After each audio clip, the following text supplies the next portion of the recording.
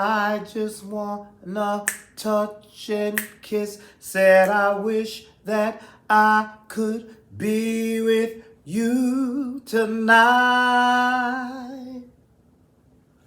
You give me butterflies when you hit that subscribe. I'm so corny. What's up, y'all? This is Time. But no, really, so hit the subscribe button, please. What's up, y'all? This is Ty. I am here to review Season 2, Episode 11 of Tyler Perry's comedy drama soap opera, The Oval. And tonight's episode is titled, Empty Your Purse. Right, Empty Your Purse. Yeah, and this is Episode 11.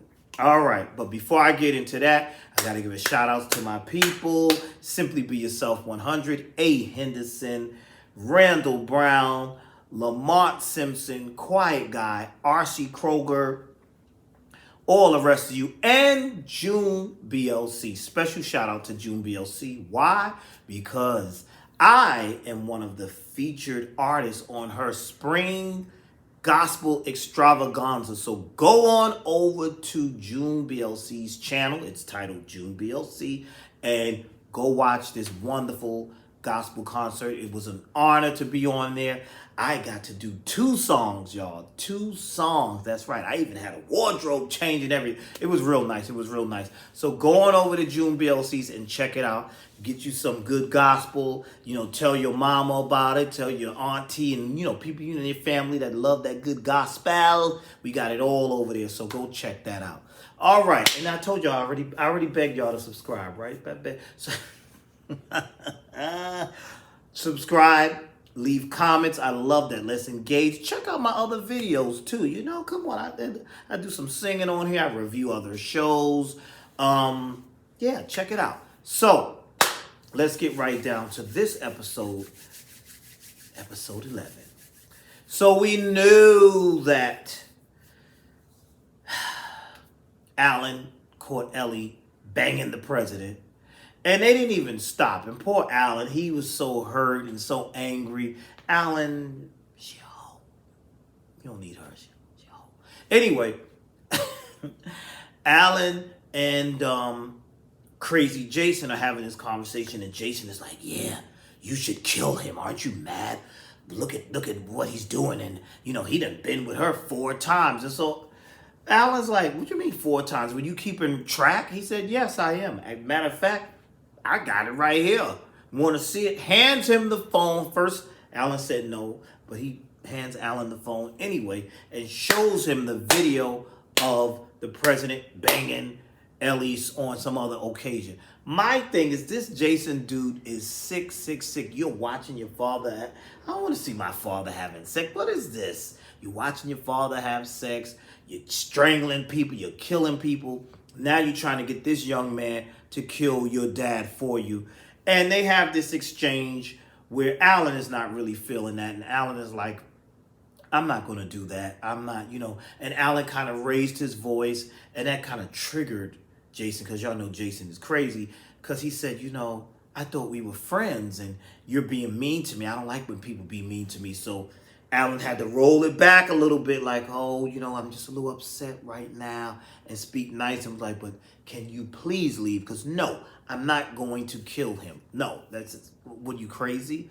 So the president and Ellie still getting it on, but then this president is so immature, so cocky, so goofy, and so stupid, and he just annoyed me. I did not like his immature exchange with Alan when he ran into Alan in the hallway, and he's like, "Oh, you got some balls." And Alan said, "Well, you got balls too, and I saw them." And he says, "Oh, I could destroy you, but, I'm going to keep you around because you work for Donald and you're cute. You're dumb, but you're cute." Look who's calling somebody dumb. This president is a complete moron. Yeah, he's a complete moron. So, what happens? Ellie comes out, and he's still taunting, and he tries to kiss her in front of him. Tell your boyfriend how I, make you scream. Something stupid he said. And I just wanted to punch him in the face. And I know that Alan did too, but you can't do that. That's the president. It's your career on the line, all this other stuff. But Alan, move on from this chick. She's a hot mess. But Alan is in love. He's in love. We all been there in love with. I was in love with somebody she was not. That happened to me a couple of times. Why? What's wrong with me? Okay, this ain't about me. Focus. Get back. This is about the Oval. Stop telling your business. So,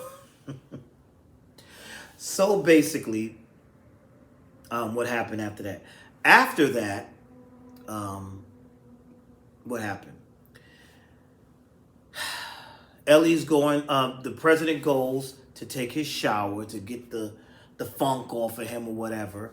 And, get the stench of that sin that he just did. Get that off. He going to take a shower. And as he thought that the first lady was asleep, but Victoria wasn't asleep. She waited for him to get in the shower. So I'm saying to myself, what is she about to do? So she goes into the bathroom and takes his pants. Then she gets on the phone and calls downstairs and said, did that girl leave? You know who I'm talking about, the stupid one. Did she leave? She said, well, no, hold her there. Hold that whore there, basically. Gets down there, tells Ellie, hey, whore, come on upstairs. Just disrespecting her, calling all types of names.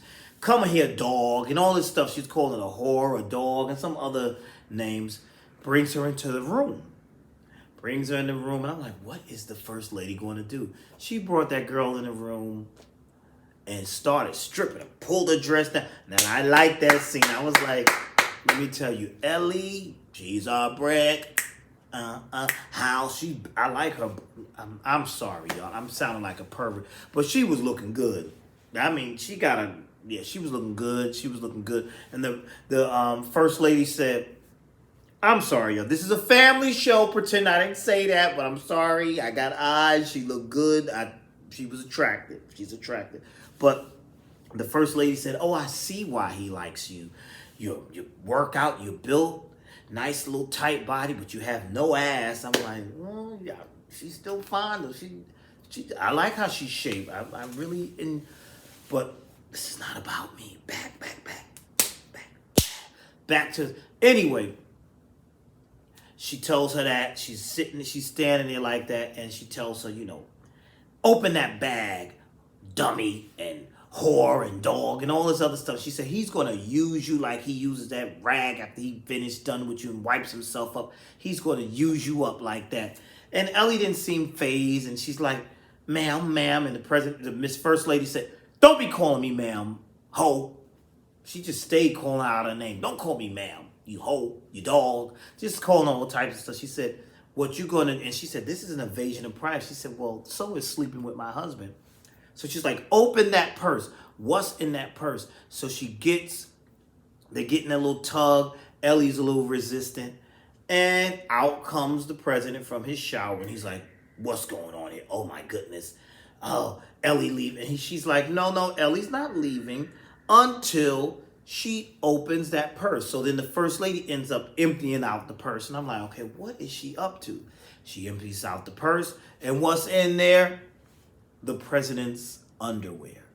So Ellie she was taking the underwear. I guess she was going to, his underwear with his DNA, whatever. And I'm like, how clever is this first lady? How does she know that? How did she know? I was like, that was interesting. And so Ellie leaves. She wouldn't let Ellie take her phone or any of that. She tells him, you need to fire her, you dummy. And he's so dense. He's like, whoa. She's like, you need to fire her because this could destroy us. And she was up to something. She was gonna expose you. What's wrong with you? And then she mentions, we gotta list, we gotta do this. And he said, listen. He said, well, look, we don't have to pretend anymore because your mother is dead. But she was like, but my father's still alive. And he said, not for long. He's real sickly. When they going to show the father? I would like to see Victoria's father. They need to show him. And then, because she's explaining how powerful he is. And if it wasn't for him and her parents, they wouldn't be where they are and they wouldn't be protected. But the president is feeling himself. He's like, I'm the president. I don't need this protection. Yada, yada, yada, blah, blah, blah. Real dumb stuff. He's just talking all types of foolishness. What else happened with that? the first lady says something to him like, maybe we can feed Ellie to your son, talking about Crazy Jason. And I'm like, this is ridiculous. The first lady also had an exchange with Jason, where Jason was like, oh, Mom, I saw him with that girl again. And they had this weird exchange too. Crazy. We see Jason again calling Alan, trying to convince Alan, listen, you can get away with this. You can kill him. You can kill both my parents. He's just still pushing this issue. Meanwhile, Alan is still in love with Ellie. God only knows why. He just can't get this out of his head. But what happened to his the whole abusive storyline between him and her? I don't know. I thought, wasn't he kind of abusive towards her? But she told him, I don't love you. I don't love you. And he's like, we were supposed to get married and this and that. She told him, you need to leave. You need to go. You need to go. All that foolishness. What else happened in this episode?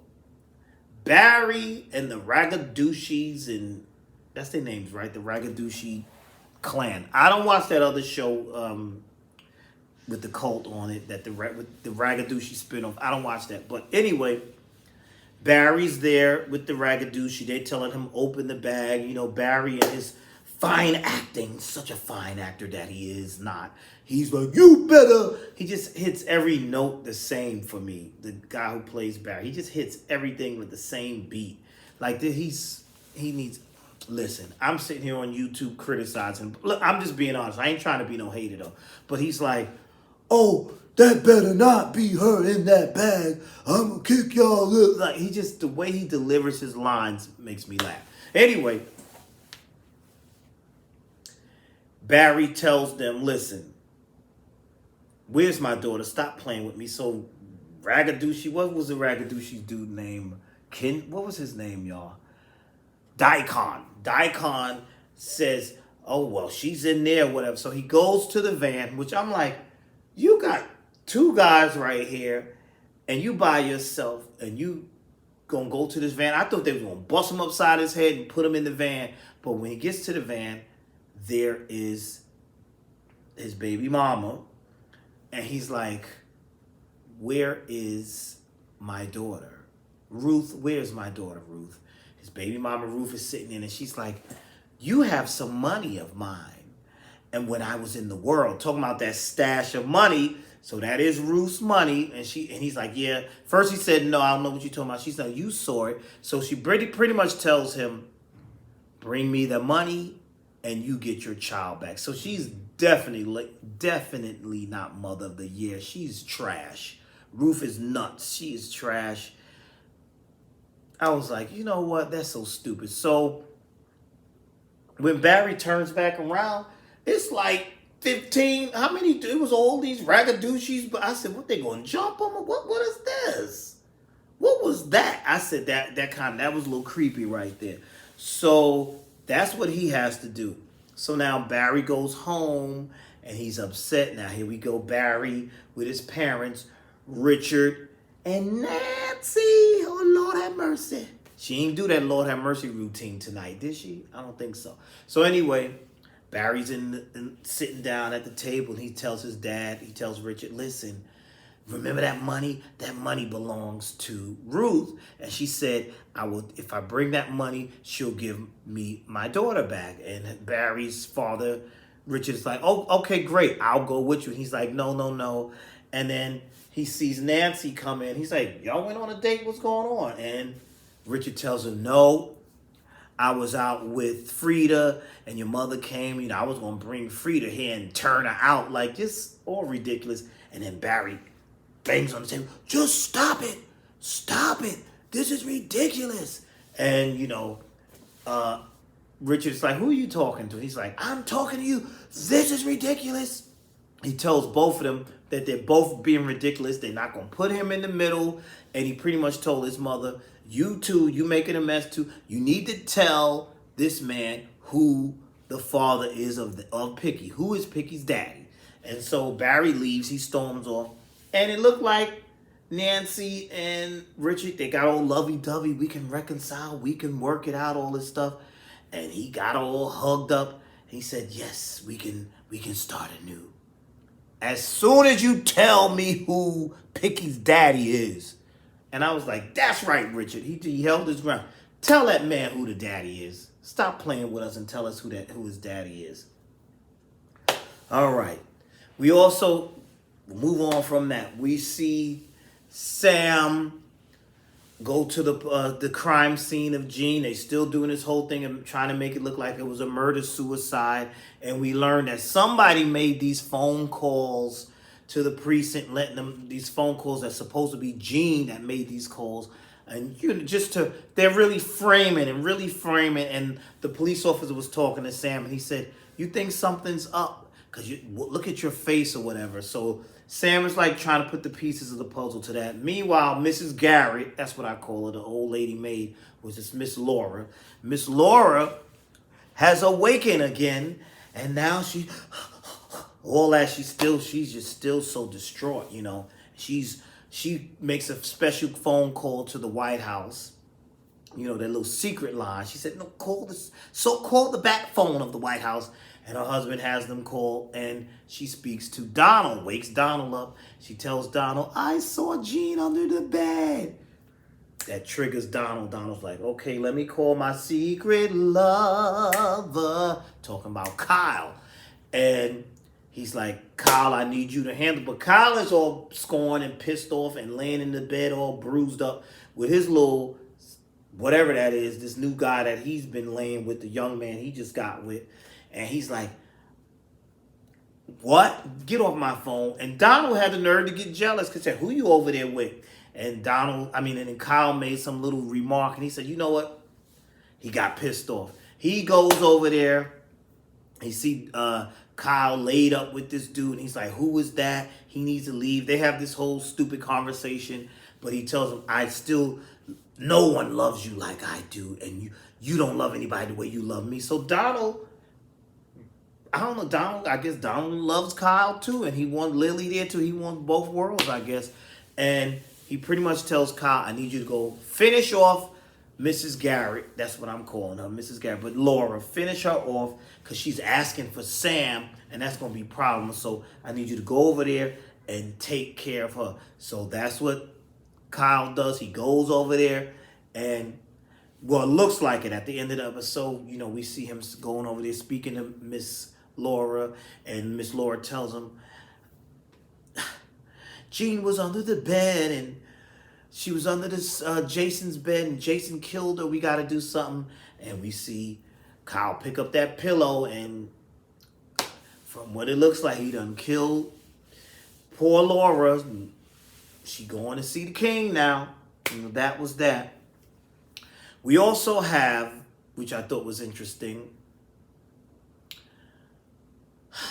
Max and Bobby up in the cabin, and Max is just like on pins and needles, nervous, don't trust nobody, yada, yada, yada, angry, all this good stuff. And you hear a thump, and they're like, what's that? What's going on in here? And they draw their guns, and this guy walks in, and then there's more guys, they pull out the guns. It's these members of the Ragadushi.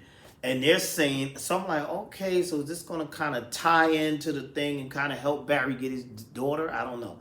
But no, they're saying they ran away from the cult and they were looking for food.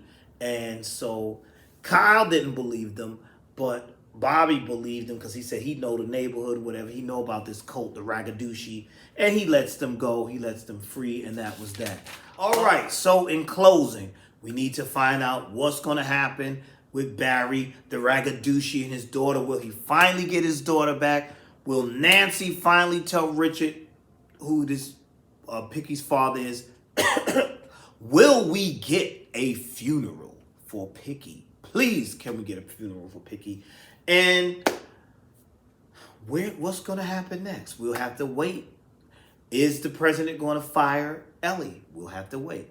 That's all I have. Tell me your thoughts of this episode. Please like, comment, and subscribe. And I will see you all in the next video.